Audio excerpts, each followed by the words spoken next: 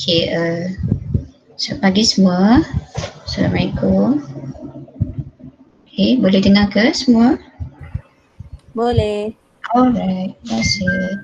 Okay, Kita masuk dulu memusat ke? masuk. Ya. Main satu.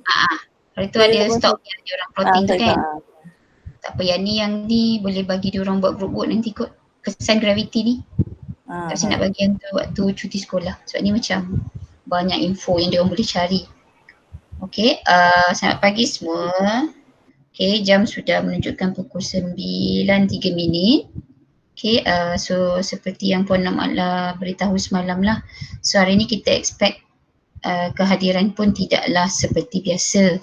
Okay, kalau selalu dalam 70%, so hari ni mungkin ramai yang akan bergerak untuk ambil barang di loker, tak apa. So nanti yang lain-lain tu maklumkan, kita dah maklum dekat group untuk tengok recording. Okay, so kita mula untuk kelas hari ini sebab kita tak boleh tangguh kelas sebab kita ada lagi 2 more chapters to go. 2.5 lah. Okay, so kita last hari tu cikgu ada bagi kamu latihan yang ini, betul tak? Okay, so ada yang dah turn in pada guru. Okay, untuk graf ni, cuma untuk graf lah. Okay, graf yang cikgu tunjukkan ini kalau diperhatikan kat sini tak ada unit. Kat hujung dia paksi, kedua-dua paksi dia tak ada unit kan. So kamu pastikan graf kamu adalah graf yang lengkap lah. Kalau untuk yang ni tak ada unit, kamu make sure ada unit.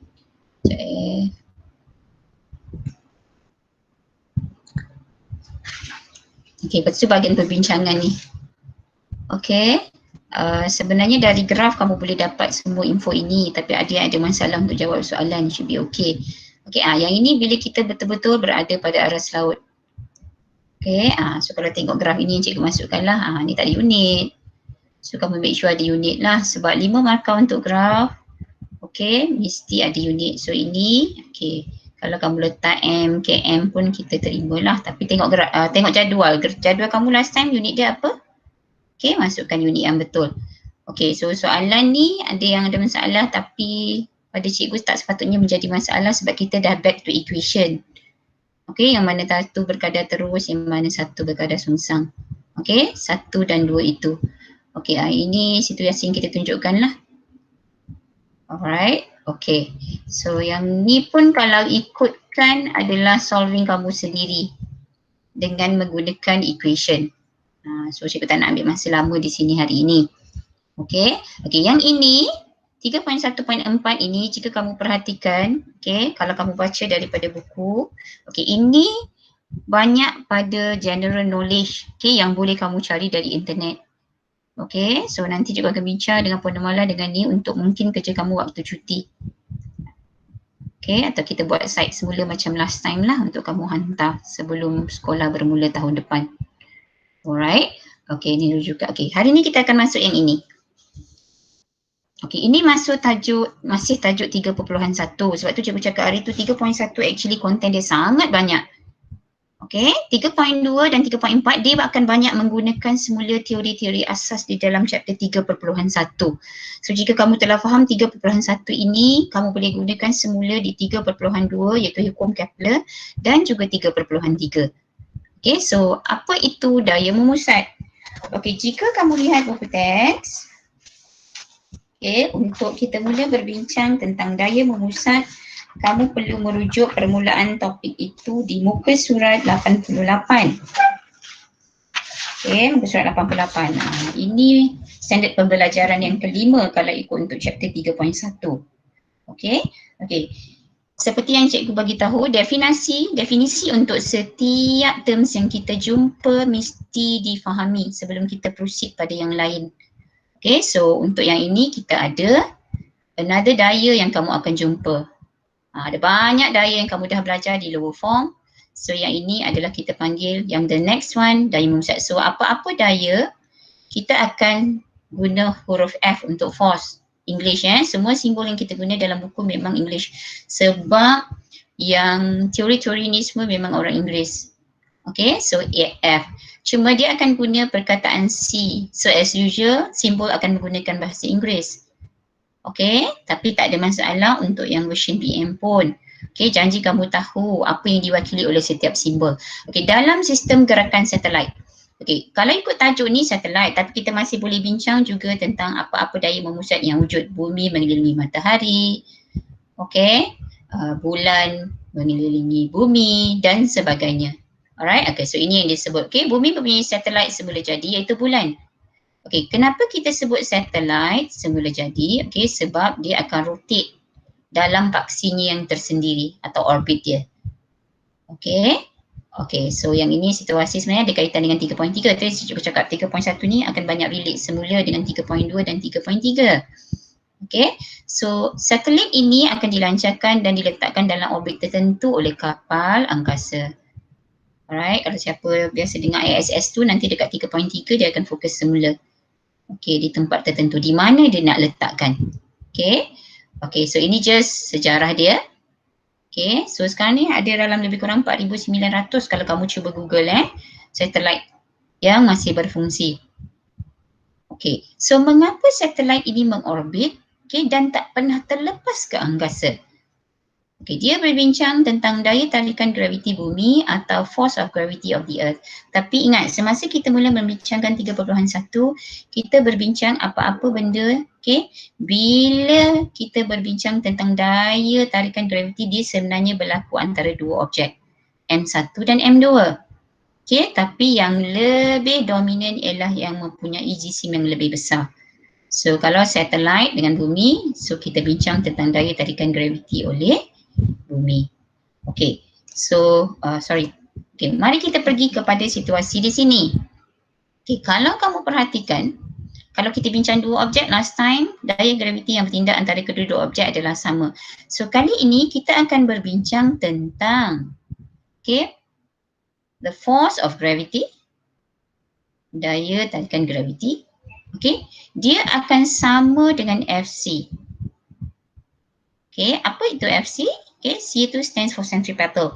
Okay, motion dia dalam satu circle. So sama dengan Fc. Alright. Okay, kalau kita go back to Newton's second law of motion. Remember kita pernah guna ni di hari tu untuk convert satu equation. Alright, F equals to ma.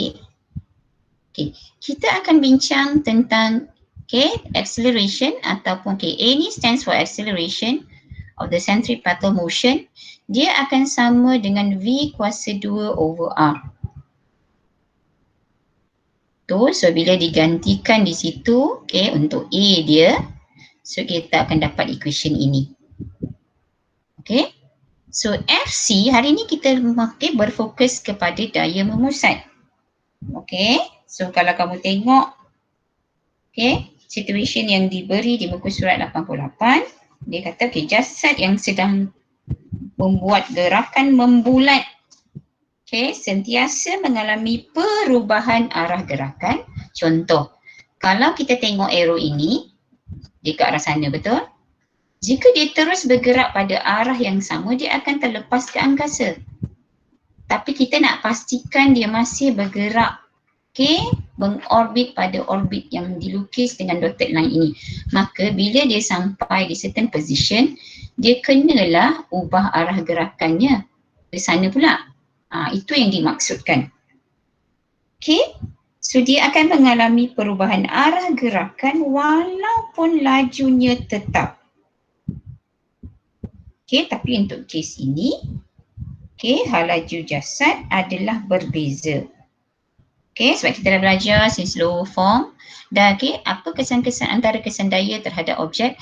Salah satu daripadanya adalah untuk mengubah hal laju. Dua, mengubah arah gerakan objek. So di situlah fungsi Fc di sini. Supaya dia masih duduk dalam orbit dan tidak terlepas. So hari ni kita jumpa satu equation lagi. Penambahan. So chapter 3 ni ada banyak equation. So anda kena tahu untuk gunakan di tempat yang betul. So kita jumpa Fc sama dengan mv kuasa 2 over R. Ini contoh yang memang ada dalam buku teks anda. Alright. Okay. So ini adalah contoh 3 situasi yang diberi tentang pergerakan satelit ini. Okay, so seperti yang cikgu beritahu tadi. Supaya untuk memastikan dia sentiasa bergerak di dalam orbit, maka arah gerakan ini perlu berubah. Okay. So setiap kali macam ni ke sini, sini ke sini. Nanti di certain tempat tertentu dia akan pasti akan ada perubahan arah gerakan. Alright, cuma di sini dia fokus pada laju seragam. Sebab kita kena memfikirkan, once dia launch satellite ini memang dia gunakan enjin. Tapi bila dia dah pastikan berada pada orbit yang dia mahu, satellite ini sudah tidak bergerak dengan menggunakan enjin lagi. Dia akan bergerak mengorbit pada orbitnya dengan menggunakan konsep daya memusat ini. Ini yang cikgu sebut tadi lah. Membanding rumus F sama dengan MA. Jika kamu perhatikan di muka surat 89, muka surat 89. Ini diagram yang diberi di muka, antara diagram yang kamu boleh tengok di muka surat 89 lah. Yang ini kita panggil kit daya memusat. So aktiviti 3.9, kalau kamu perhatikan dan kamu sudah baca, dia bermula dengan menjalankan eksperimen dengan jejari R50 cm. So kita boleh mula dengan jejari 50 cm di sinilah. Supaya gerakan membulat ini pun menghasilkan jejari yang sama. So dia mula dengan pemberat berslot 100 gram. Alright.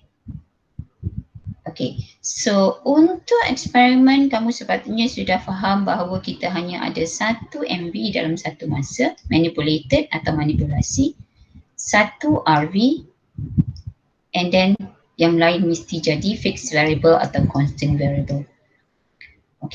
So kita ada 2 kuantiti di sini yang sebenarnya kita boleh ubah untuk aktiviti ini. Siapa yang ada buku teks boleh tengok muka surat 89.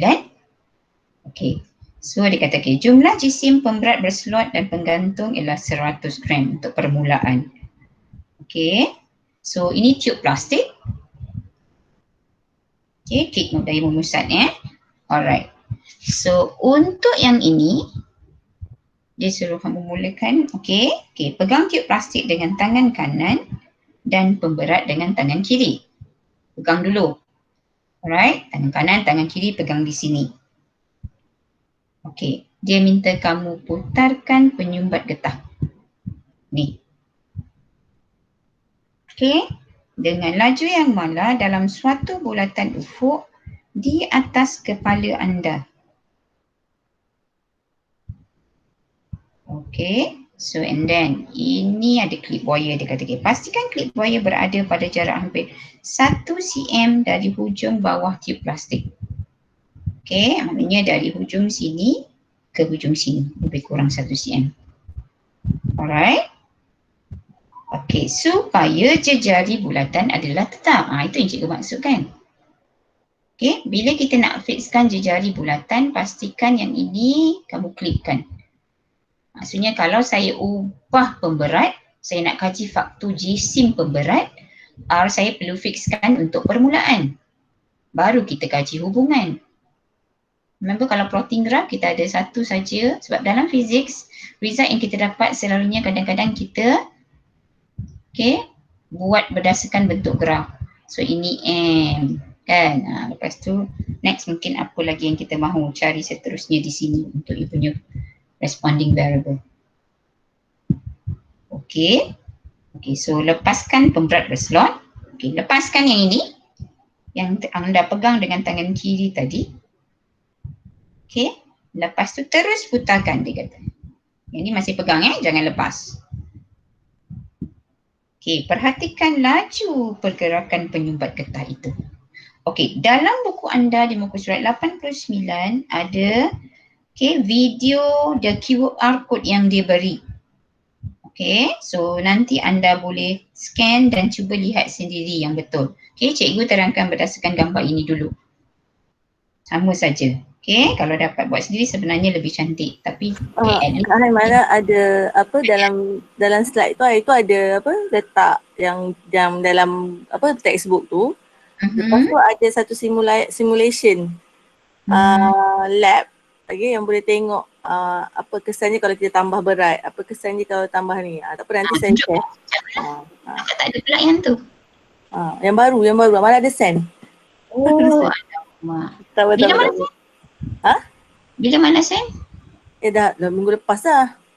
Tak jumpa lah pula yang tu. Okey, tak apalah. Nanti last kali kalau ni kita tunjuk. Okey. Okay, so ini.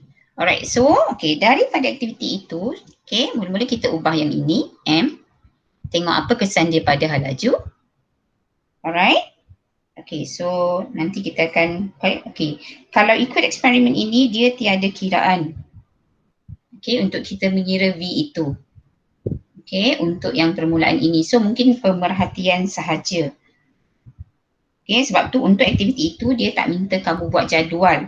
Dia suruh perhatikan sahaja. So dia suruh ubah pemberat, 100, 200, 300. Mungkin. And then perhatikan perubahan. Next. Seterusnya, dia minta kamu ubah R ni. Dia suruh tarik. Pendekkan R. Tetapkan satu nilai pemberat berslot. Let's say kamu nak start dengan 100 gram sahaja. And then kamu tengoklah apa perubahan pada hal laju jika kamu pendek dan tarikkan this thing untuk kurangkan R. Alright? So, itu seterusnya. Next.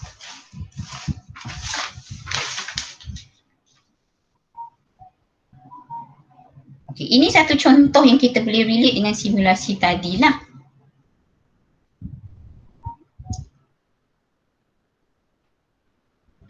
Ni main tukul besi ni. Yang ni tak ramai murid tahu. Dia spot. Tak famous pun. Tapi ini adalah salah satu contoh tentang gerakan memusat atau daya memusat. Kalau kamu pergi tadi, cuba lihat arah ni. Arah warna hijau ni. Arah arrow warna hijau ni. Jika kamu perhatikan, daya adalah suatu kuantiti vektor. Arrow yang ditunjukkan, sebab kalau kamu baca dia kata bagi satu jasad yang melakukan gerakan membulat, terdapat suatu daya yang bertindak ke atasnya dengan arah yang sentiasa menuju ke pusat bulatan. Center dia, mana? Pusat bulatan. Alright, so dia mesti akan ada satu daya tarikan oleh benang. Sebab ingat daya ketegangan tali juga merupakan satu jenis daya. This. Kan kita guna tali attach ke sini. So dia akan sentiasa ada satu daya yang dihasilkan menuju ke pusat bulatan.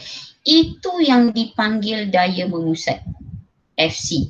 So semua arrow yang ditunjukkan dengan warna hijau ini adalah merujuk kepada daya memusat. Ni yang saya tunjukkan tadi. Yang ni bila di saat dia masih putar, dia takkan bergerak lah. Bila dia lepaskan baru dia akan pergi jauh. Tapi situasinya sama. Dia takkan pusing sekali saja. Kalau yang lontar tukul besi ni.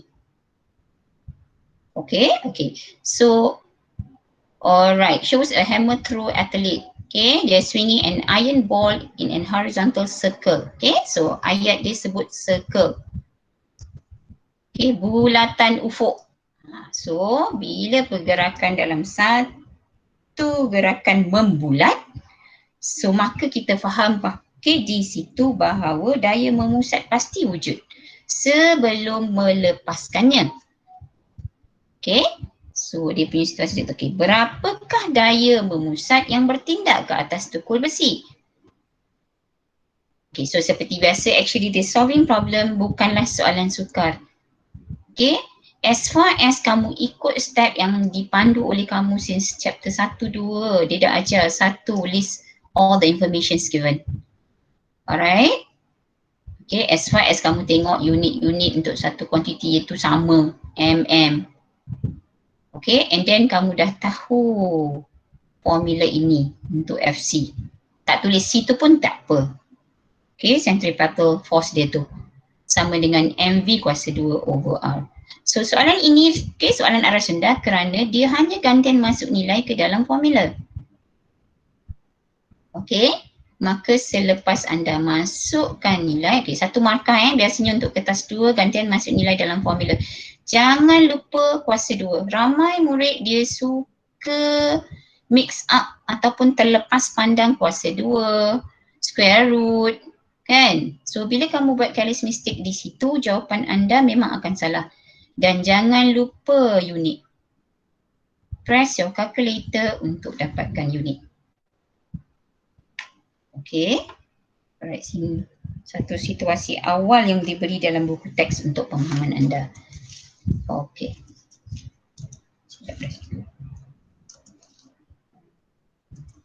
Buka balik yang tadi. Sekejap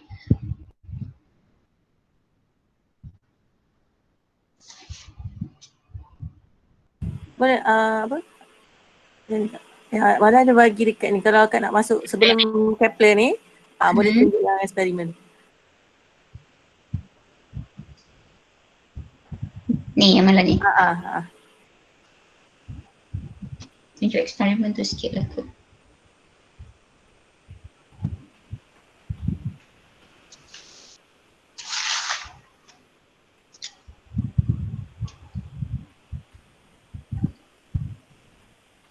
Sekejap sementara tu yang lain boleh tengok modul.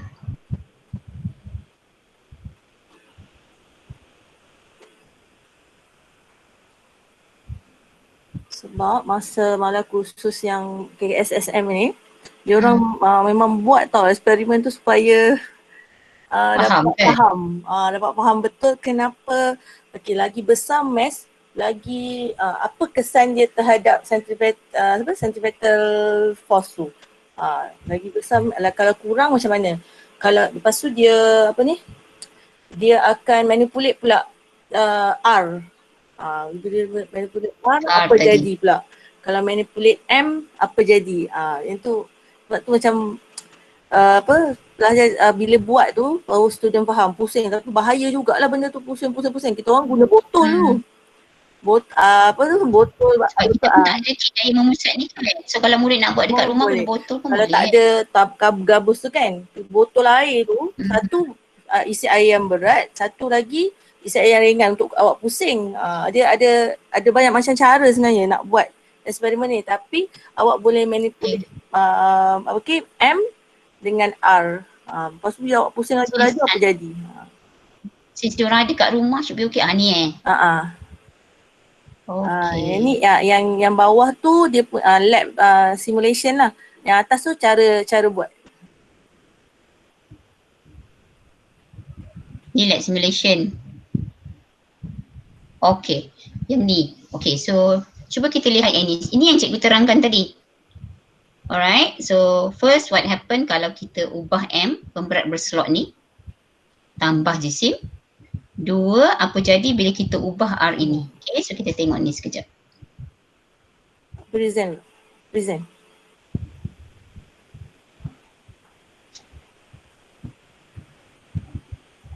Okay. Kalau kamu scan dalam buku pun ada yang atas tu ada. Kecil kan? Kat phone kecil, kalau dekat komputer lebih cantik lah. Okay. Ya, akak tekan yang apa? Begin. Okay, ini contoh kan? Okay, so ini. Okay, untuk kira ini untuk jisim dia. Okay. Okay, so ini kalau tambah berat Okay, so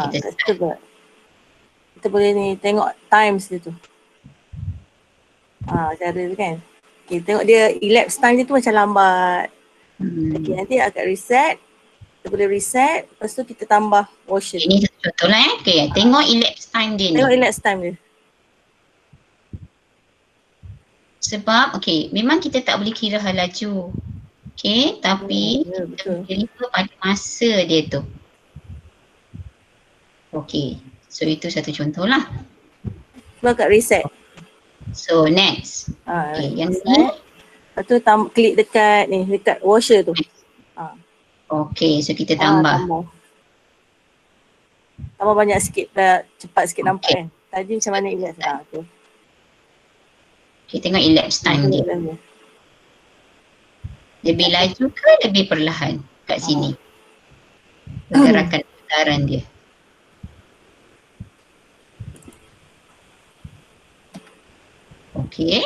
Next. Lebih laju.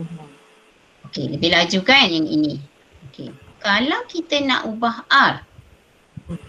Tadi kita ubah M, dua situasi lah sebenarnya dari tadi kita dah boleh buat relationship. Apa hubungan antara mass dengan elapsed time dia? Siapa tahu apa hubungan kalau tengok dari situasi ini? Ada student jawab. Laju. Laju. Rishiram. Bila tanya hubungan, dia mesti mengaitkan. Betul-betul. Semakin apa. Anda dah lama tak menulis ni. Sebenarnya cikgu pun risau kan. Apa So bila hubungan type memang antara leceh sikit kan. Tapi cuba type statement yang lengkap. Bila kita minta hubungan, dia mesti menghubung. Sekarang ni saya ubah jisim. Nak tengok apa jadi pada elapsed time. So kena jelas. Apabila ke, semakin ke. Ada jawapan yang tepat malah? Tak ada lagi. Siapa boleh type? Boleh type. Malas nak type, buka mic. Antara dua. Semakin ke, boleh guna semakin. When this one is higher, the other one apa? Tidak awak cuba tu awak faham. Jangan takut. Sanju, mana Sanju? Sanju rajin selalu. Making relationship is a very important point dekat kertas 2 kertas 3 pun. Betul. So kalau anda tak nak train diri di tingkatan 4, tahun depan baru nak tengok semua, memang rugilah. Chapter form 4 paling banyak selalunya. Ada? Ada orang jawab, when the mass increase, the elapsed time will reduce. Sebenarnya kita tak adalah strict sangat dekat terms. As far as sesuai kan. Cuma kalau BM jangan guna lebih kurang. Lebih kurang tidak dibenarkan. Bertambah, berkurang, increase, decrease. Increase, reduce tu still lah. Kalau saya kalau increase dengan decrease. Tapi still jawapan tu diterima. So make sure statement lengkap bila diminta pada hubungan. So tadi kita buat jisim dengan elapsed time. Walaupun kita nak melihat pada hal laju seperti yang diberi tadi dalam prosedur. So sebab kita tahu hal laju itu ialah satu kuantiti. Derived quantity atau kuantiti terbitan perlu dihitung. So kita lihat pada elapsed time ini. Still untuk fizik. Next. Kalau kita nak ubah. Dia ada yang untuk ubah R ke malah? Dia buat agak start balik. Start balik Kena reset. Let's say sekarang kita fixkan dia punya current. Dekat ruler tu rasanya, dekat ruler. Lupa dah. Dekat ruler tu. Reset reset. Dekat ruler. Agak klik kat ruler ni. Kat mana kita nak? Kat mana kita nak. Jadi tak? Tak jadi pula. Yang ni makin bertambah pula. Dia buat untuk tak apa tadi situasi kena klik banyak 2 kali ke? Double klik ke? Tak boleh lah pula. Tak apa. Tak apalah, kita buat teori saja.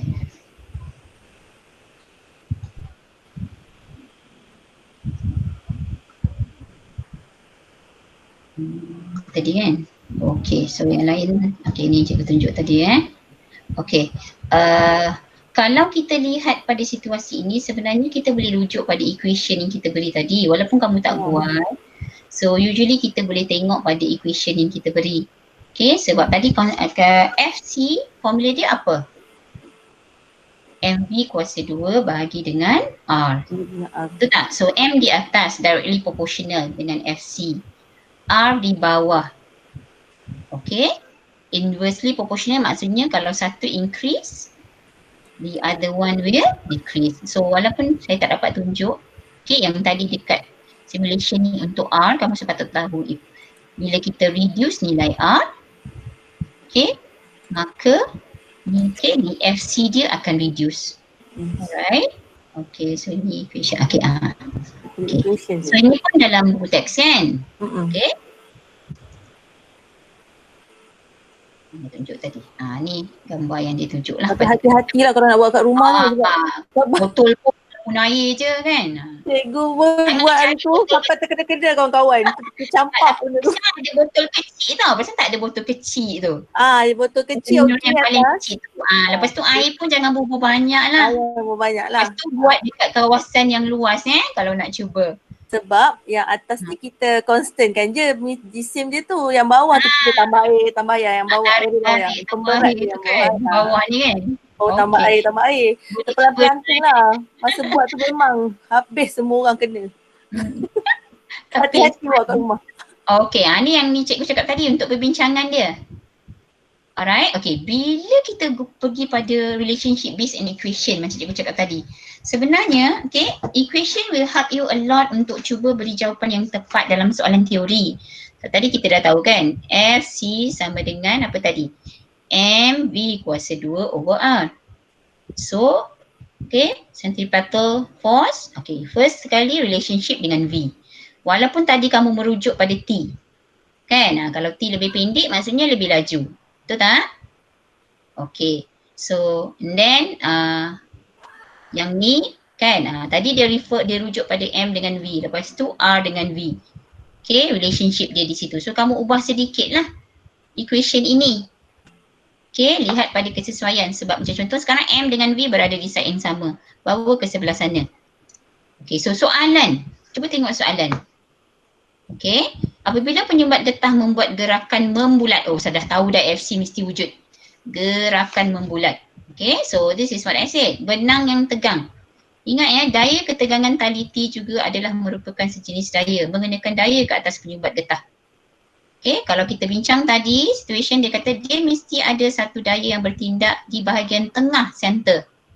Setiap kali di mana pun kedudukan dia. Alright. Okay, what is the direction? Itu yang kita bincang tadi. Towards the center of the circle. Okay, ke arah pusat bulatan. Okay, apakah hubungan? Tadi. Ni memang famous question lah dekat kertas 2.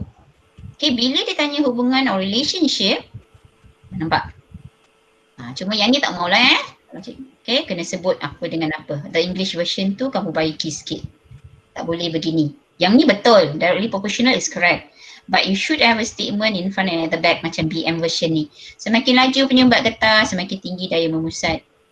Okay, semakin bertambah. Ada murid setengah guna semakin bertambah. Jangan risau tentang terms-terms begitu as far as dia membawa maksud yang sama. Semakin meningkat laju penyumbat getah. Tapi kena ada kuantiti. Jangan semakin meningkat penyumbat getah. Dah lain maksud dia. Alright. Okay, so dua kuantiti yang dibincang iaitu laju dan daya memusat. Mesti ada di situ.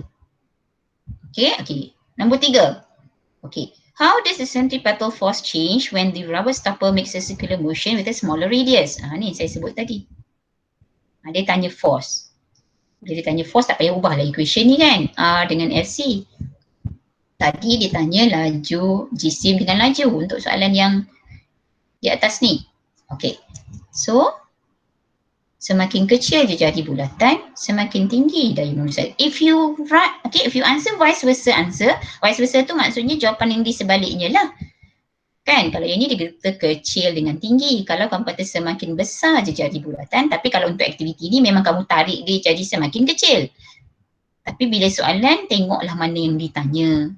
Okay, semakin kecil je jadi bulatan, semakin tinggi daya memusat. Kalau you dah kecilkan, you nak besarkan balik pun boleh kan. So cuma, okay, English version dia make sure tambah info di hadapan. Apakah dua kuantiti fizik that you relate? Alright, the radius. Okay, and then the Centripetal force dia. Mesti tulis di dua sini. Okay. So please take note tentang soalan-soalan begini. Sebab as I said, okay, walaupun soalan chapter 3 banyak calculation, kertas 2 usually banyak teori. And I'm sure version mana pun SSM dia banyak akan pergi pada teori. Okay, but make sure untuk calculation pun kamu tahu. Okay, ini yang saya tunjuk tadi.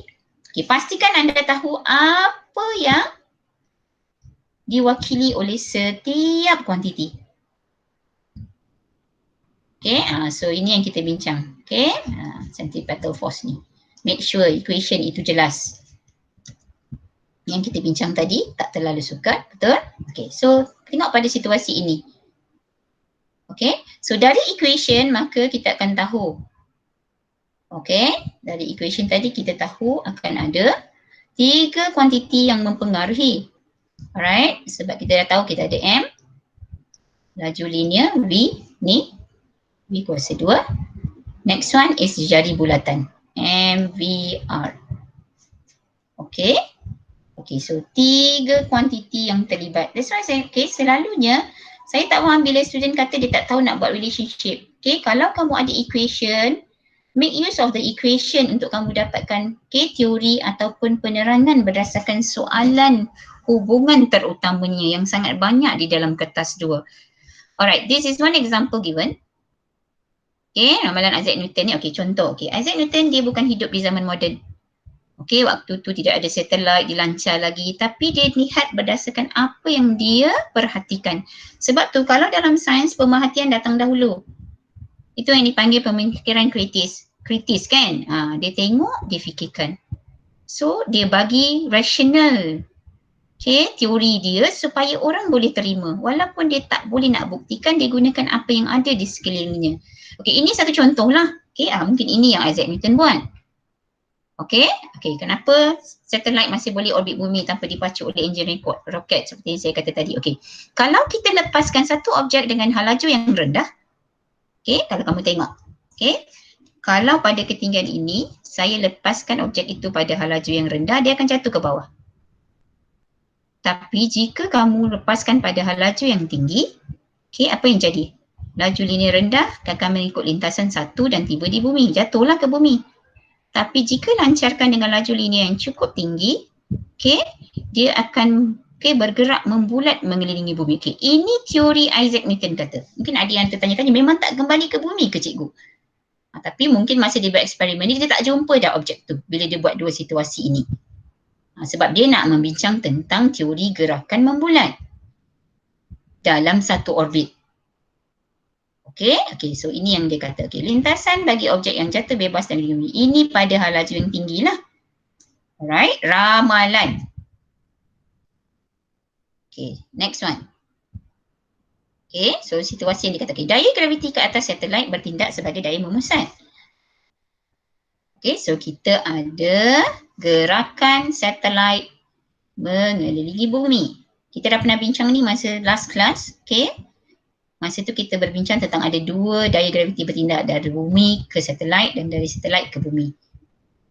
Okay. Ini formula daya memusat yang kita bincang tadi.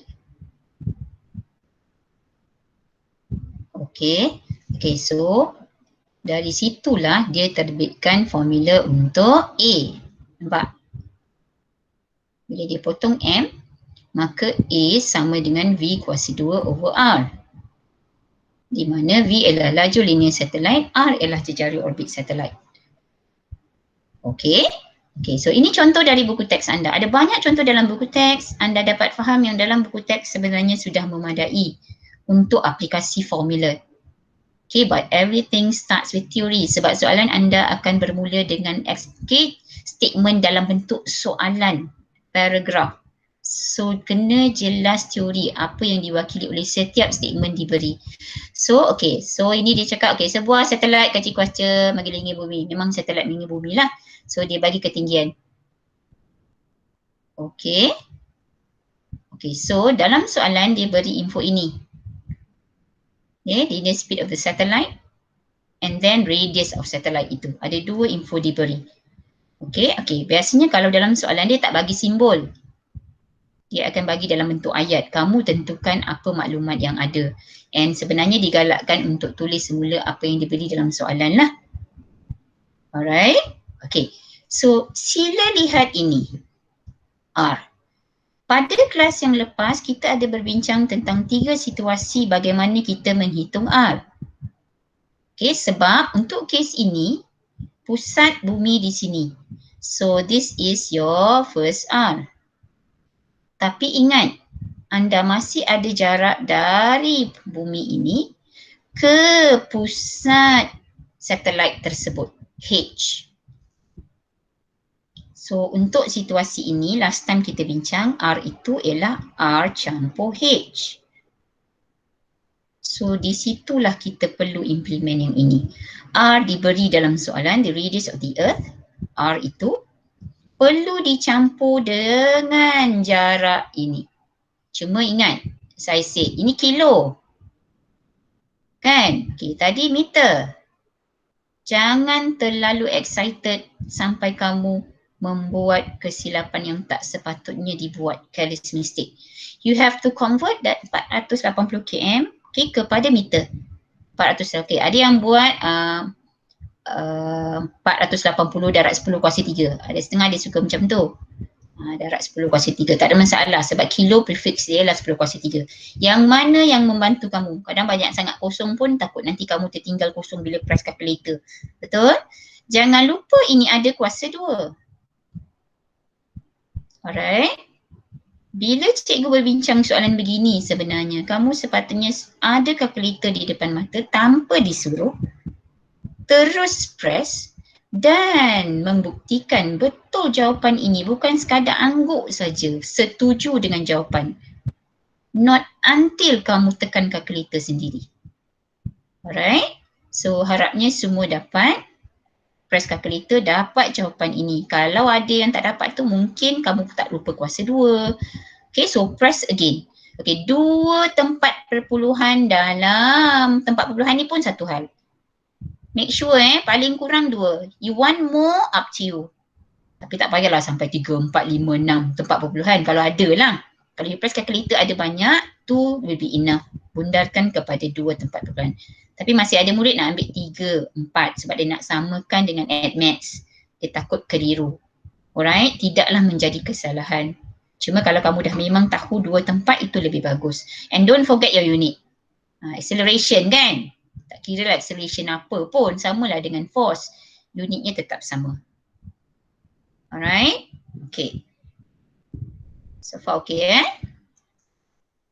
Okay. Ini satu lagi, menentukan jisim bumi dan matahari. Okey, yang ini, okey, kalau kamu perhatikan, okey, dia proceed balik sebab tu cikgu kata nanti bila pergi Kepler, kamu akan perasan dia ada banyak benda yang lebih kurang sama dengan 3.1.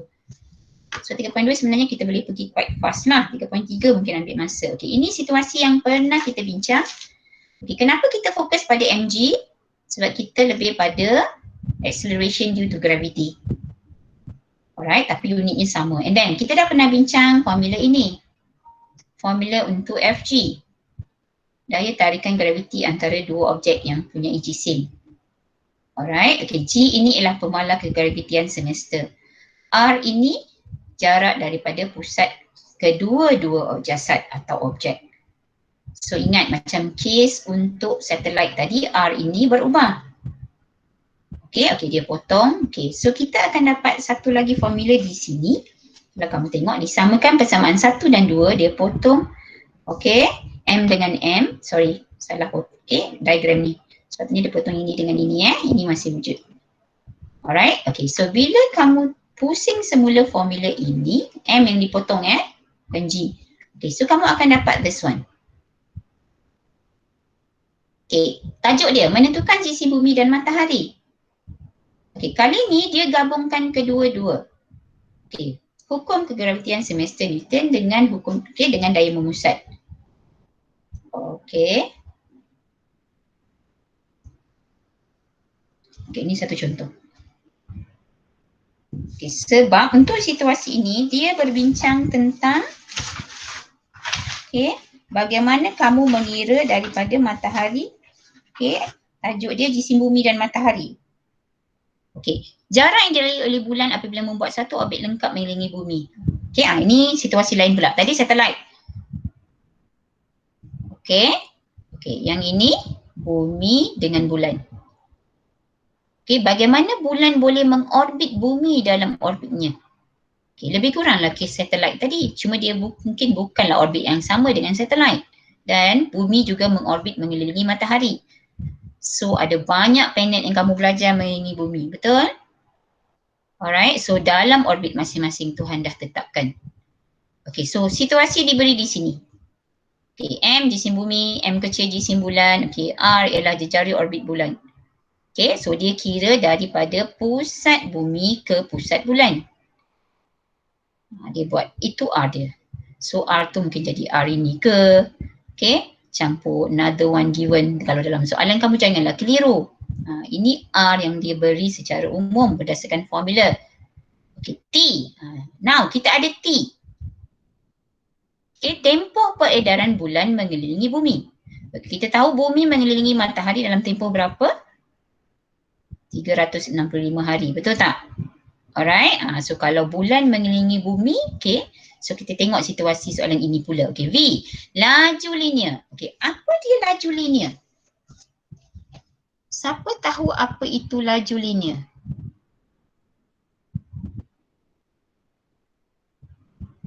Tengok buku teks pun ada kan? Laju jasad pada suatu ketika tertentu semasa jasad membuat gerakan membulat. So laju linear ini wujud bila kita membincangkan gerakan membulat. Sebelum ni tak ada pernah sebut pun di chapter 2 kan? Kali ni kita bincang laju linear. Okay, so kalau tengok definisi dalam buku teks, dia kata pada satu ketika tertentu semasa jasad membuat gerakan membulat. So jangan sesuka hati meninggalkan terms penting sebab kita sedang berbincang tentang gerakan membulat. Alright, okay. Cuba tengok yang ini. Ni math sikit ni. Kulilit bulatan kan? Kamu sudah belajar bagaimana mengira kulilit bulatan. Jarak yang dilalui oleh bulan apabila membuat satu orbit lengkap dengan bumi ialah 2 pi r. Okay. So formula untuk laju semasa di bab 2 belajar dalam maths pun ada kan? Okay, laju ialah jarak bahagi masa. So kita ambil jarak kulilit bulatan yang diberi tadi di atas 2 pi r bahagi dengan T. Okay. Okay, ini formula yang asas yang sudah kamu belajar lah. Cuma gantian semula sebab dia adalah gerakan membulat. Okay, cuba lihat ini. Okay, banyak terbitan ya. Kalau tengok standard, dia ada cakap juga kamu mesti tahu untuk menerbitkan rumus. So, cuba ni jugalah. Okay. Ini saya dah bincang hari tu. Macam mana kita mengira FG. Okay, GM. Okay, bagi dengan R kuasa 2. Okay, tanda sama dengan bawah dia tu tertinggal. Okay, so dalam 5 musat. Ni. Ini ialah FC kan. Kalau macam kamu tengok buku dia tulis FC. Ini FG. Okay, so sekarang kita samakan persamaan yang ini dengan yang ini. Yang tadi yang kita bincang tu. Alright. Okay. Mana yang kita boleh potong tadi? M ini dengan M ini kan? Benda yang sama je. Okay. Gantikan V. Okay. Mana V? Ini. Yang tadi kita dah bincang tadi. Tadi T kecil, sekarang dia buat T besar Okay, so ini adalah formula untuk ukur lilit bulatan sebab gerakannya adalah gerakan membulat. Kita sedang berbincang dengan lelaki, berbincang tentang hal laju linear. Laju linear, sorry. So, bila laju linear, mesti membincangkan gerakan membulat. Okay, so nampak? Dia ada 2 pi di situ. Okay, 2 pi dibraketkan R kuasa 2. This whole thing. Sebab V ini kita ganti. Jangan buat careless mistake pula. This whole thing, 2 pi R tu bracket kuasa 2. Darab dengan R berarti kuasa 2. Okay, so bila kita susun semula, makin banyak pula pemboleh ubah di dalam ini. Taklah banyak kan, cuma dia tambah R. Okay, ada R, ada G, ada T. T ni benda barulah. Okay, sebab dia akan banyak mengibat pada masa, tempoh orbit, mengorbit dalam orbit tu. So, M sama dengan, okay, M itu ialah jisim data yang kita perlukan untuk menghitung jisim bumi, jisim matahari, jisim bumi contoh. Kalau bumi, bulan mengelilingi bumi, bumi. Kalau bumi mengelilingi matahari, mungkin kita akan bincang tentang dia akan minta waktu itu jisim matahari. So this is another equation. Bila jumpa equation, maka beginilah soalan antara soalan teori yang boleh keluar. Bukan calculation semata yang ada di dalam kepala anda sebab ini bukan maths. Soalan-soalan macam ni boleh keluar. So don't get stuck dekat soalan teori even though you're very good in your maths. What is the formula? Dah bincang tadi. Data tu tengok formula lah. Tengok info yang ada dalam soalan. Jejori orbit, apa yang ada. 4 pi ni memang pemalas tak perlu bincang. So kita ada R. Jejari orbit mana-mana satelit atau bulan. Ataupun kalau bulan dengan matahari, tengok pada situasi. T ni tempoh apa? Jangan tempoh apa? Tempoh peredaran or the period of revolution. Kalau sebelum ni biasa sebut period of oscillation kan. Sekarang ni tempoh pengedaran dalam gerakan membulat. Ini contoh. Saya rasa yang ini anda boleh cuba bincang sendiri. Dalam modul memang ada contoh-contoh yang untuk anda selesaikan. Sebab saya hari ni nak masuk juga hukum Kepler sikit. So saya minta yang ini anda selesaikan sendiri. Berdasarkan apa yang kita sudah bincang. Boleh So far Alright. Ini tugasan anda. Saya nak masuk hari ni juga hukum Kepler.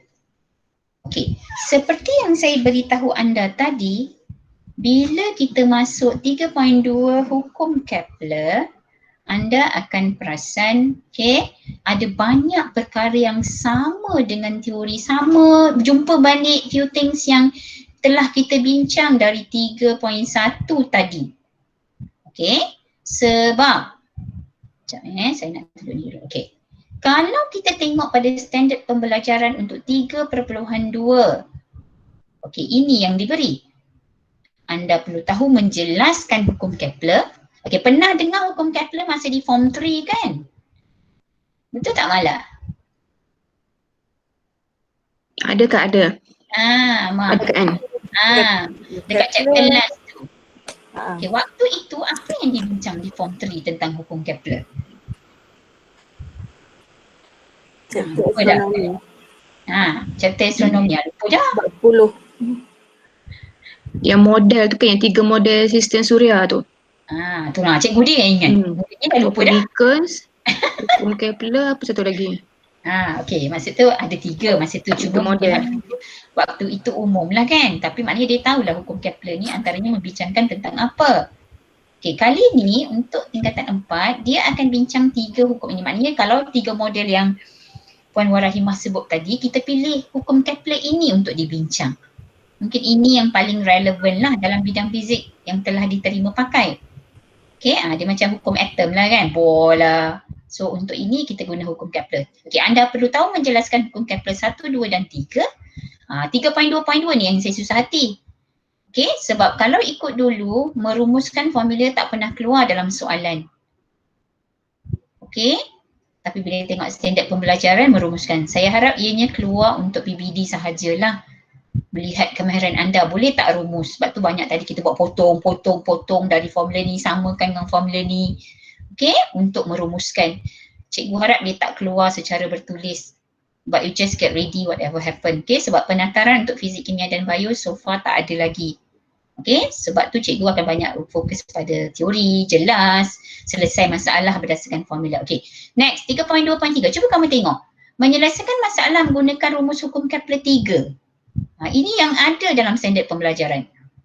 Sebab 1 dan 2 dia macam banyak ulangan apa yang kita dah bincang sebelum ini. Kalau kamu tak faham, cikgu tunjukkan sekarang. Hukum Kepler kalau tengok buku teks muka surat 96. Model heliocentric.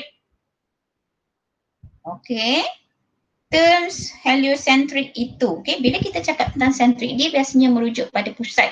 Perkataan centric tu, concentric circle, mesti ada melibatkan tentang daya memusat. Sebab bila kita membincangkan tentang alam semesta, memang kita sedang berbincang tentang pergerakan bumi mengelilingi matahari. Alamak, kasih. Okay, mana cikgu kita tadi?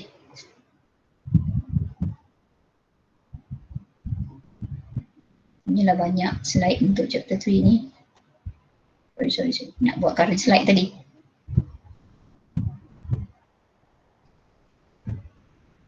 Oh my. Okay, tengok balik. Okay.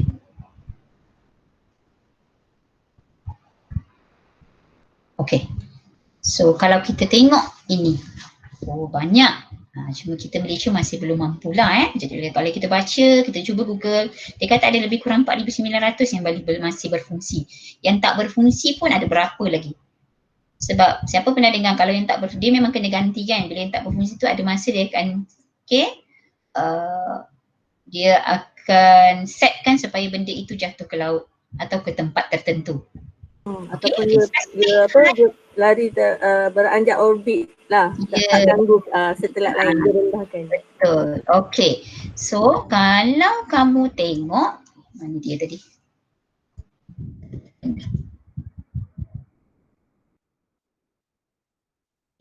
So ini yang pertama, menjelaskan hukum Kepler. Inilah. Okay, hukum Kepler pertama. Okay, hukum Kepler pertama menyatakan bahawa orbit bagi setiap planet, ada berapa planet belajar? Macam mana kamu hafal? Ingat lagi cerita dia? Siapa ingat cerita dia? Ultraman? Kan, Utarin, apa-apa cerita yang kamu ingat tu dia ada dalam orbit tersendiri. Okay? Form 1 ke Form 2 lah? Form 1 pun ada hujung. Form 1 kan? Tak ingat lah. Form 1 ke Form 2? Form 1 ada di hujung. Ada juga. Form 2 pun ada sikit. Okay. So, setiap planet adalah elips dengan matahari berada di salah satu fokusnya. Alright? Ni. Cuba tengok. Setiap satu planet itu ada orbitnya masing-masing. Okay. Ini satu lagi aktiviti. Bila kita membincang tentang elips, dia bukan circle tau. Bila kita berbincang tentang elips, ini adalah satu contoh. Saya tak pasti untuk maths kamu ada tak buat ni. Mungkin ada juga kan, macam mana kamu nak create elips ni. So dia ada berbincang tentang paksi major dan paksi minor. Saya pun pernah sentuh hari tu masa 3.1. Sebab bila kita berbincang tentang orbit dalam sistem suria, dia bukanlah satu circle yang mempunyai jejari yang sama. Kan, kiri dan kanannya. So bentuk dia bukan betul-betul bulat, dia akan elips sikit macam tu. Cuma mana satu dia akan ada satu paksi major, satu paksi minor. Kalau yang besar ni, katalah macam ni, ni major. Paksi major. Berapa ukuran dia? Patut lagi besar. Kalau yang pendek sikit ni, yang ini adalah paksi minor dia. So dia bukan satu circle. Alright? So ini antara yang boleh cuba tengok template ni, boleh cuba. Sebab kalau ikutkan pun dia gunakan benda-benda yang kamu boleh cari di rumah. So as macam Puan Mala cakap tadi yang pasal guna botol untuk tunjukkan daya memusat kan, MS tu pun kamu boleh cuba. It's up to you. Bentuk orbit yang dipunyai. Nampak? Elips. Teori soalan teori masih banyak. Huraikan. Huraikan bagaimanakah jarak di antara bumi dengan matahari berubah apabila bumi membuat satu orbit lengkap mengelilingi matahari. So jarak dia, bila kita bergerak mengelilingi matahari, jarak akan semakin jauh dari paksi major. Kita tengok gambar next, bentuk. Bagaimanakah bentuk? Sebab tu bila kita membaca soalan sebenarnya dari UPSR kamu dah diasuh highlight lah, kalau tak nak highlight garis. Sebab tu kalau dalam kertas 2 bila jawab pada kertas soalan sebenarnya pen biru lebih membantu. Sebab highlighter tu kalau nak tukar pun kalau masih nak guna itu Tapi ada masanya kata SPM tak boleh guna lah. Okay, so kalau you guna pen biru, cantik. You boleh garis sambil baca. Okay, jika paksi meja hampir sama. Hampir sama. Walaupun kita bincang tadi ada perbezaan, tapi beza dia tak banyak. Sikit sangat. So tetap kita tak boleh panggil circle. Kan? Okay. So kita panggil apa? Bentuk hampir bulat. Jangan sebut bentuk bulat. So kadang-kadang satu ayat yang tertinggal, depends. Ada setengah orang akan cakap, tak apa, dapat je markah. But why don't you give yourself the most accurate answer? Sebab accurate answer for sure akan betul. Okay, a correct answer, it doesn't have to be an accurate answer. So jangan malas menulis dengan lengkap, terutamanya poin-poin penting. Okay, especially for your paper 2. Bila tingkatan 4 memang seeloknya kamu ambil masa untuk buat jawapan-jawapan tepat. Sebab kamu masih dalam peringkat memahami konsep. So hampir bulat. Okay, ni semua soalan teori. Ni contoh dia. Okay, apa itu jari orbit? Nilai purata bagi jarak di antara planet dengan matahari. Okay, bila dia satu elips macam ni, perasan tak bila dia mengorbit? Ini yang dia tanya di soalan 2 ni tadi. Okey, huraikan bagaimana jarak antara bumi dengan matahari berubah apabila bumi membuat satu orbit lengkap mengelilingi matahari. Dia akan ada masa kamu perasan, okey, jarak yang ini, okey, jarak matahari kan, ni bumi contoh. Ni matahari. So jarak dia setiap kali berubah. Okey, kalau di sini nampak dia sangat jauh. Alright, so dia mula bergerak katakan. Kalau kamu check kan jarak dia setiap kali. Nampak? Bukankah jarak dia akan semakin berkurang? Cuma baca soalan habis-habis. Okey, antara bumi dengan matahari. So diagram will help you a lot. Sebenarnya lebih kurang dengan aktiviti ni lah untuk kamu tengok. Okey. Alright, next hukum Kepler kedua. Okey, satu garis yang menyambungkan planet dengan matahari, okay, disebut garis. Okey. Planet. Kalau bumi, bumilah. Kalau utarit, utaritlah kan kita ada. Okey. Berapa planet dalam sistem suria? Okey, mencakupi luas yang sama. Okey, tiba-tiba cerita luas pula. Kan? Okey, ketika selang masa yang sama, okey, ada masa pula. Selang masa yang sama apabila planet bergerak dalam orbit. Okey, bila dia sujud pada planet, maknanya lebih dari satu planet lah, bukan hanya memfokus pada bumi.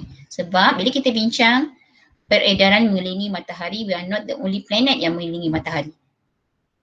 Okey, ada planet lain. Okey, a line that connects a planet to the sun sweeps out equal areas in equal times. Quantity itu penting untuk anda fahami. Tiba-tiba ada area pula. Okey. Apa yang dijelaskan oleh hukum Kepler kedua? Okey, mari kita tengok diagram. Kita dah tahu dia adalah satu elips tadi. Okey, dan jarak planet dari matahari akan berubah. Macam matahari, kalau bumi untuk satu, okey, dia akan ambil masa berapa? Okey, 365 hari. Kalau planet lain mungkin lain.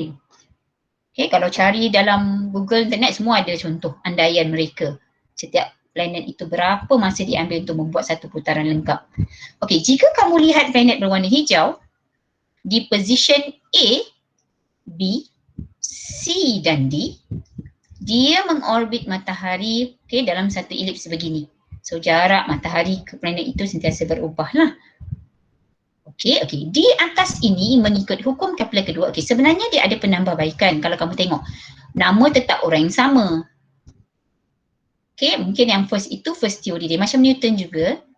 So bila kedua ni dia tambah baik berdasarkan kajian dia, pemerhatian dia. Okey, walaupun mungkin masa ni memang mereka tidak ada lagi teknologi, tapi dia berdasarkan rasional teori mereka diterima. Bukan suka-suka hati masuk buku dalam anugerah Nobel. Dia ada rasional dia. Okey, bila kita perhatikan dua area yang dilorek. Tadi kita ada berbincang tentang luas. Alright. Kalau kita rujuk pada luas, kalau kita belajar matematik kan, apa formula untuk kira luas? Kalau luas sektor macam ni, theta, berapa sudut dia? Tengok sudut ni kan? Sudut ni kan? Kalau sudut bulatan berapa? 360 kali dengan, siapa tahu? Ni semua MXA ni kan, pi j kuasa 2. Ini kalau luas sektor. Sebab kita ada bincang tentang luas di sini. So kita ada sektor COD, kita ada sektor AOB. Kalau tengok lorikan pun memang tak samalah kan. Kalau nampak, tengok dengan mata kasar akan rasa macam tak sama kot. Tapi teori Kepler kata sama. Luas yang sama. Ketika selang masa yang sama. Kalau kita tengok ukur lilit C ke D dan B ke A, nampak macam A ke B lebih pendek, lebih dekat jaraknya untuk planet bergerak dari A ke B. Dibanding dengan pergerakan dia dari C ke D nampak lebih jauh. Tapi di sini kata masanya sama. Betul? Jika secara logiknya dia kata selang masa yang sama. Remember bila kita ada gerakan dalam satu bulatan, kita akan berbincang tentang halaju linear yang sentiasa akan berubah arah supaya dia berada dalam orbitnya tersendiri. Jika jarak, kalau kita tengok formula jarak kan, V sama dengan jarak per masa.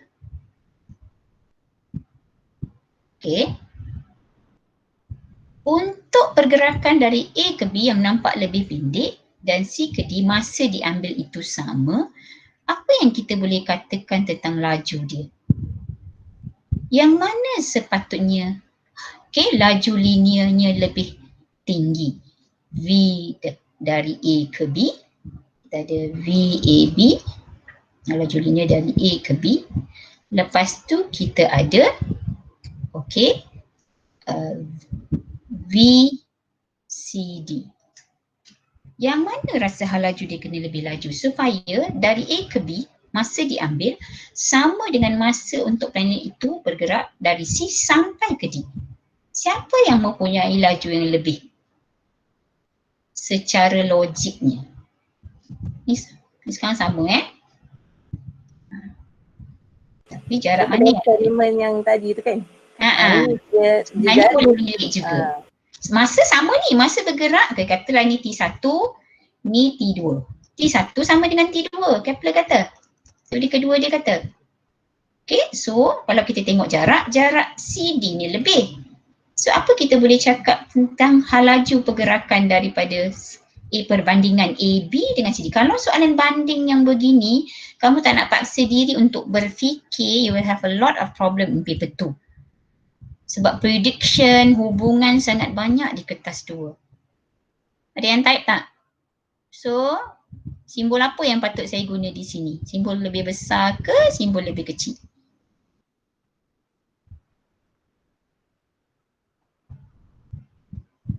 Pergi semua orang dah hilang. Laju mana yang lebih?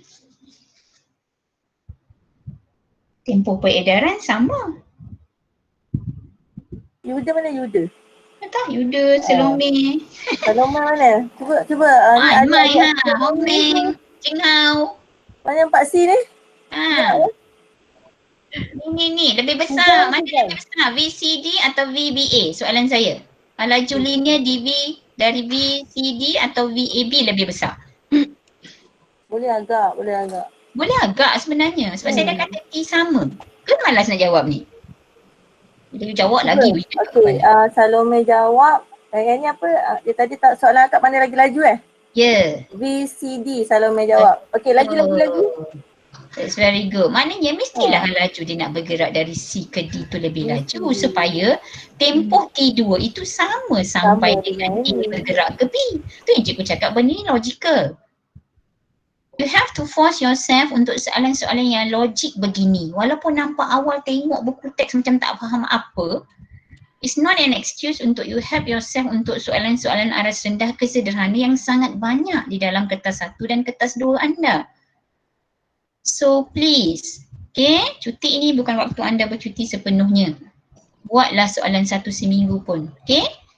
Alright, so far okay. Okay, ni contoh, ni saya sebut tadilah.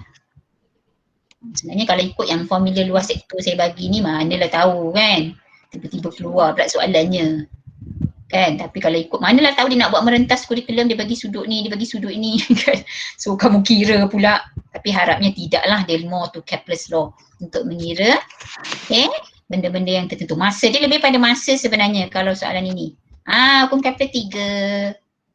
Apa hukum Kepler 3 kata?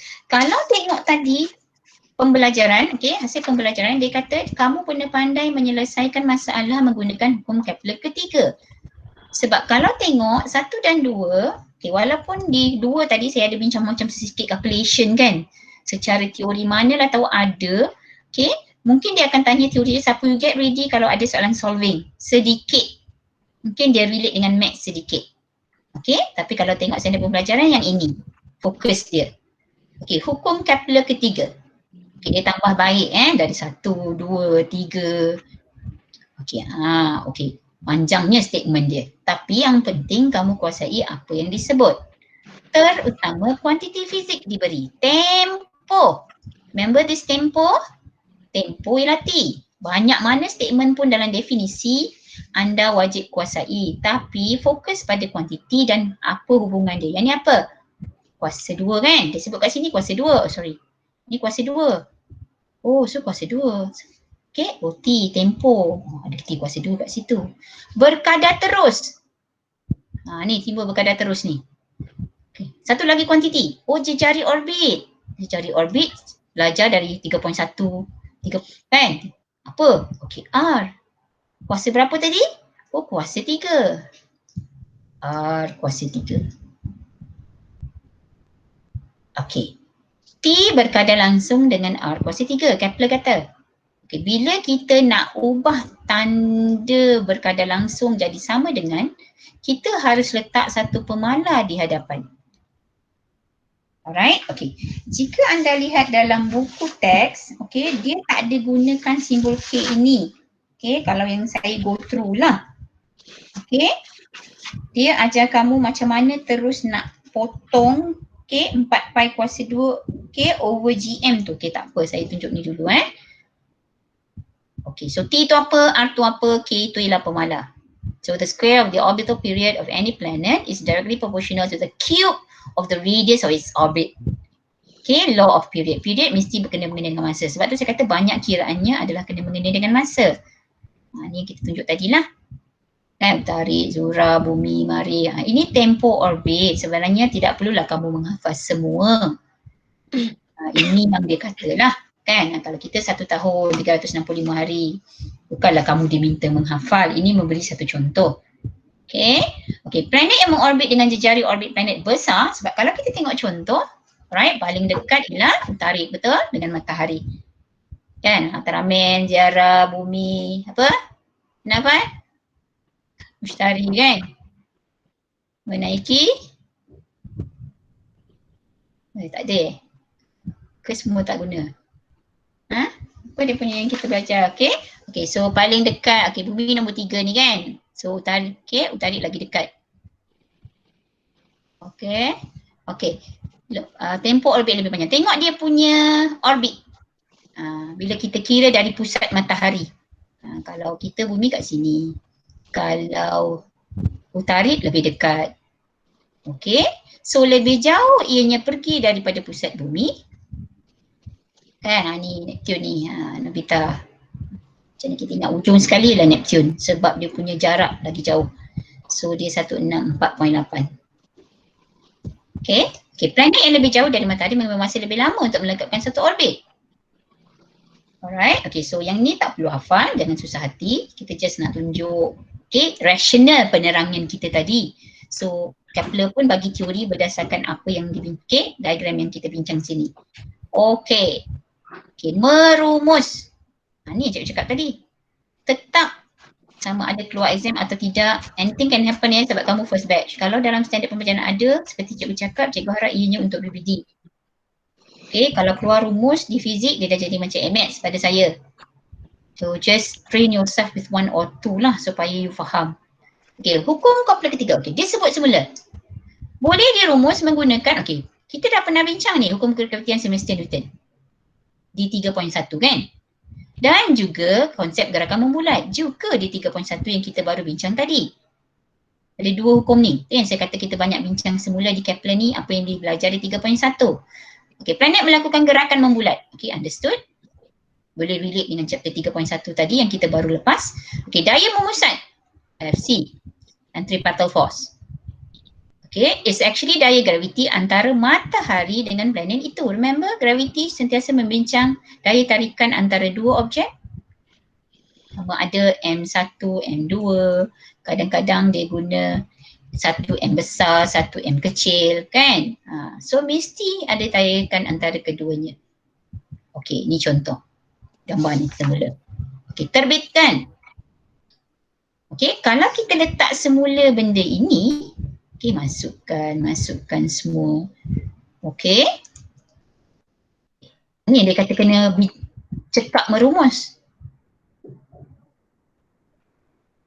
Okey, laju linear tadi dah bincang. Remember, kalau laju linear mesti benda tu bergerak dalam gerakan membulat. 2 pi r itu ialah formula untuk mengira parameter bulatan. Tapi kita tak sebut bulatan, kita sebut elips. Kalau sebut hampir bulat, okey. Bulat, no. Okey? Okey, next. So, dia samakan. Okey, ini dan ini.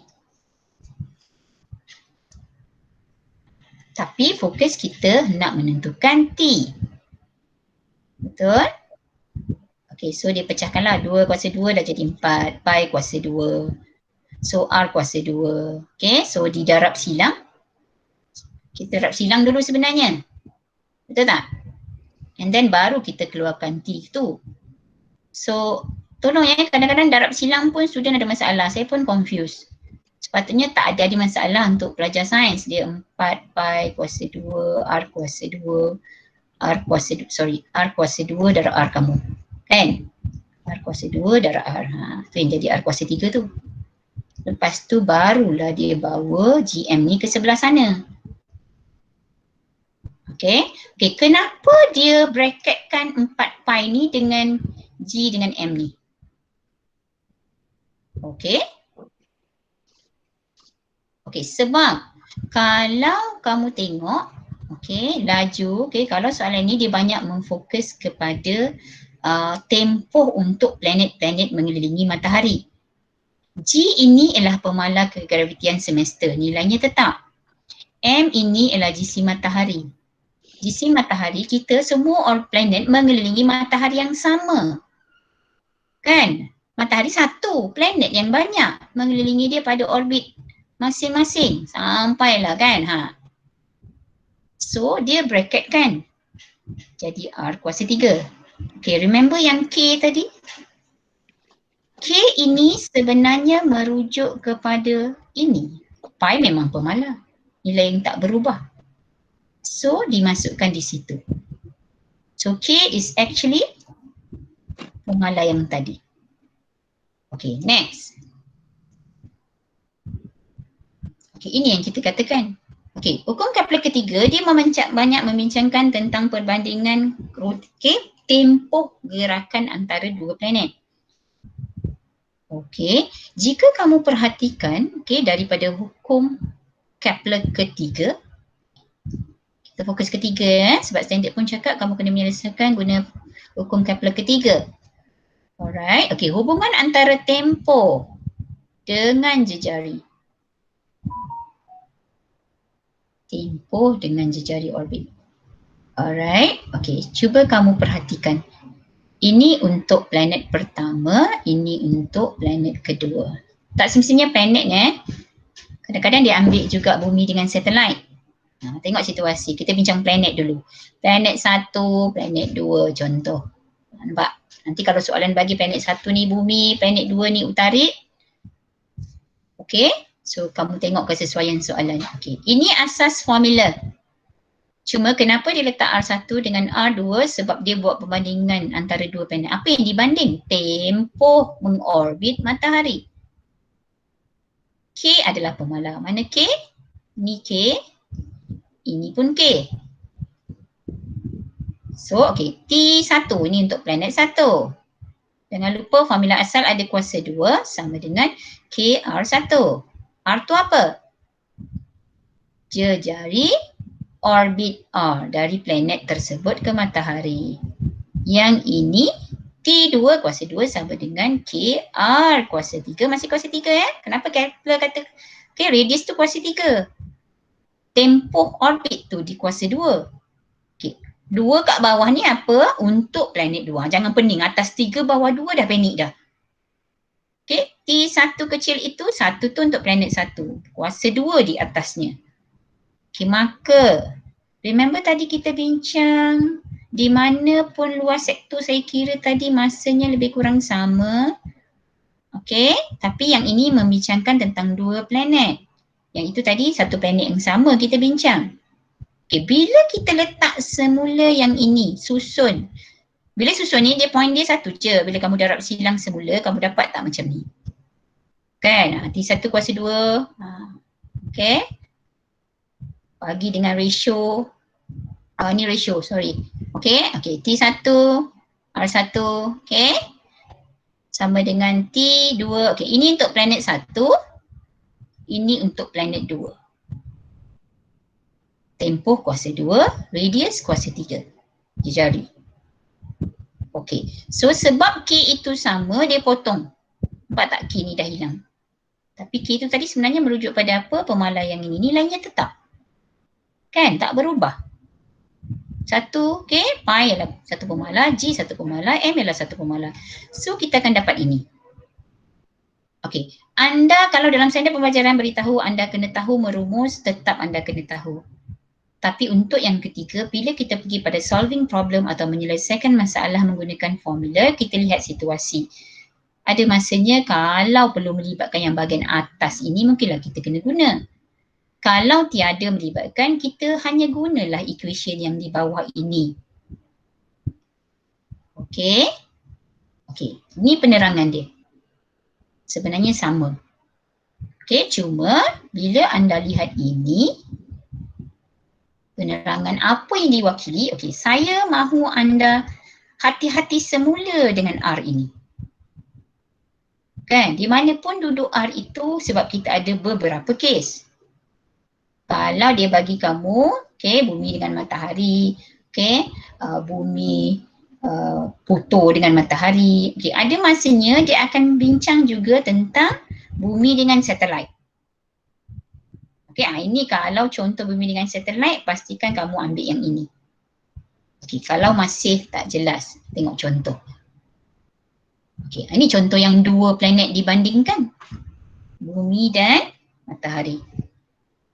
So, remember kata-kata? Okay, T1 untuk bumi, T2 untuk mari. Cikgu kalau ambil terbalik boleh ke? Sebab bila exam T1, T2 ni kadang-kadang tak diberi dalam soalan. Okay, bergantunglah pada kamu. Tapi kalau saya, kalau ikutkan yang mana diberi mula-mula tu ialah T1. Dalam statement soalan tu pastikan kamu tanda. Okay, baca dengan hati-hati. Jejari orbit bumi ialah 1.50 kali 10 kuasa 11 meter. Yang itu dari mana ke mana? Okay, dia kata dari jejari orbit bumi ke matahari lah. Sebab dia sebut matahari di pusat. Dua-dua mengorbit matahari. Memang gerakan memusat, dia tetap akan menuju pada center. Daya memusat itu. Right? Okay, apa lagi kita ada? Okay, ada masa lah kali ni. Oh, kali ni bukan suruh kira masa. Tengok kesesuaian. Bukanlah setiap masa dia akan suruh kira tempoh. Kalau dia bagi kamu tempoh, dua-dua tempoh, dia akan suruh kira lah salah satu radius. Kalau tempoh 1 dibagi, R1 diberi, R2 diberi, mungkin suruh kira tempoh yang kedua. Yang penting kamu tahu satu. Apa step 1? Maklumat. Cikgu kata apa, kalau tak rajin nak list macam ni, bulat-bulat dekat diagram ni tulis. Ni T1 kan. Dekat statement soalan kamu buat, oh ni T1. Ni T2. Tak ramai yang suka. Okey, ini kalau T1 tadi merujuk pada bumi, kan? So ini R1. Kenapa R1? Dia jadi orbit bumi. Objek satu saya ialah bumi. Planet 1. Planet 1 lah sorry. Ni planet 2 saya. Jangan buat garis mistik. Work safe so that kamu tak hilang markah. Alright. Ni siapa yang rajin buat ni bagus. Teruskan. Tak membazir masa sebenarnya. Alright. Kalau tak nak tulis penuh pun tulis dalam bentuk simbol. Sekurang-kurangnya ini sudah membantu. Dia boleh refresh formula actually. Oh boleh tengok, oh inilah formula dia. Formula hukum Kepler ketiga. So tak payah pening-pening tentang G lah, M lah. Kan? Pi semua tadi tu kan kita dah potong, K. Sebab nilainya tetap tidak berubah. So kita gunalah formula ini sahaja. Okey, pilih formula yang sesuai, step nombor 2. Step ketiga. Gantian masuk nilai ke dalam formula. Alright. Okey, ini pun dah boleh dapat markah. Okey, okey. Di sini kena hati-hati. Ada kuasa 2, ada kuasa 3, nak square root 3 lagi di sini. Nampak tak? Lepas kamu solve yang bahagian atas, ini dah ada kuasa 3 dah. Sebab tu saya kata jika kamu sekadar memerhati tanpa menggerakkan tangan, press your calculator now. Kan? Okay, cuba press sekarang. Berapa anda dapat? No one can help yourself until you are the one yang ada effort. Memang saya boleh tunjuk je jawapan. So what's the final answer? I know it's inside the textbook. You can just read me the answer there. But what did I say? Be honest with yourself. Press your calculator. Then baru kamu bangga memberi jawapan yang anda beri itu. Ada yang dah dapat? Tengah kira kot. Tak Ya ada. ni saya tahu ini macam saya ini kira last dah ni. Sini saya nak stop. But I want you to try this one please. Today lah. Tak ada yang jawab ke? Press calculator. Memanglah saya tahu ambil masa tapi tak ada selama kira secara manual. Hebat sangat ni kalau manual. Tak, takut ada yang nak press macam mana pun tak tahu. Tapi sepatutnya siapa yang ambil admits tak ada masalah. Okey, Aiman dapat, Alia dapat 2.28 kali ada unit tak orang type? 10 kuasa 11. 10 kuasa 11. Jangan lupa unitnya. Meter. Good. Alright, jawapan kepada 2 tempat perpuluhan. Jika anda mahu ambil lebih, boleh tapi tidaklah digalakkan. Jangan kurang dari 2 Ni, tempat perpuluhan ni. 2.28. Okay, very good. Jangan lupa unit anda. So, itu jawapan kita. Sebenarnya yang kamu cari ini adalah R2. Nampak tak kat sini? Bila kita listing ni, yang nak dicari pun kita list sekali. Sangat bagus. So far okay. Minimize kesalahan. Ya, betul. Banyak benda. Nanti R1 terambil T2. So bukan sengaja menyusahkan kamu benda-benda ni. Alright? Okay. So far okay hari ni. Walaupun kepeningan, nanti sebenarnya bila dah ada recording kamu boleh ulang kalau kamu tak berapa jelas. Okay, dalam modul anda sebenarnya semua benda yang saya bincang ni dah hampir selesai kecuali contoh. Kalau soalan yang ini jika anda lihat di muka surat 14. Muka surat 14. Kita bincang contoh dalam buku teks tadi kan. Okay, di muka surat 14 anda ada 2 soalan di situ. Dan kalau macam kamu kata cikgu soalan ni ada pun dalam buku teks. Tak ada masalah. Cuma okay, macam contoh soalan yang satellite tu. Kan soalan satellite tu. Contoh yang lebih kurang ada di dalam buku teks. Memang sama pun. Tapi cuba sendiri semak jawapan dari buku teks. Sama dengan soalan nombor 2. Okey, soalan nombor 2 tu tak ada rasanya. Tu tak malah. 1 tu dari buku teks. Alright. 2 tu kamu boleh cuba. Cuba untuk minggu ni kot latihan. Tak banyak kot cikgu bagi minggu ni. Cuba soalan nombor 2 sahaja. Yang aktiviti eksperimen sendiri tu kamu cuba di rumah. Okey, dalam modul ada banyak ruang isi-isi tempat kosong. Tapi siapa yang print modul kamu akan perasan dia benda yang sama dengan kita bincang waktu kelas. Cuma ada penambahan poin-poin cikgu bagi sikit lah. So, kerja rumah itu sajalah. Soalan 2 muka surat 14. Okey, untuk kamu submit. Tambah ke, type ke, kalau rasa susah type, tangkap gambar. Alright. Okay, so saya stop di sini hari ini. Jam pun sudah 10.30. Okay. Okay. So, attendance. Alah, tolong alah. Sekarang Puan Nurrehan ambil kan attendance tak keluar. Sekejap Berapa orang hari ni memang expected ni. 31 je. Okay, tak apa. Sekejap. Kita ada 31 sahaja. Okay, dah Dah lah. Tak dengar mikrofon. Dah. Dah. Oh, okay. Okay, thank you. Alright, so kita berhenti sini. Terima kasih yang join. Okay. So, kita jumpa next week. Alright, complete yang modul. Yang tak ada modul pun tulis jawapan saja di atas kertas. Okay, so next week kita akan masuk 3.3. 3.3 ni mencabar juga. So, baca dahulu. Okay, mana yang boleh. So that's the last part of the topic. Nanti mungkin ambil 2 minggu juga. Okay? Okay. Kita dismiss hari ni. Thank you so much. Okay, terima kasih semua. Thank you everyone. Keep on revising. Thank you Puan Amanda. Jom join group, join meeting pula dengan Puan. Dah nak meeting pula Pukul 11 kan? Pukul 11 kan? 11. 11. Alright. Okay. Terima kasih ya. Bye dulu. Terima kasih Kak An, Mala. Okay, bye. Bye. Thank you everyone.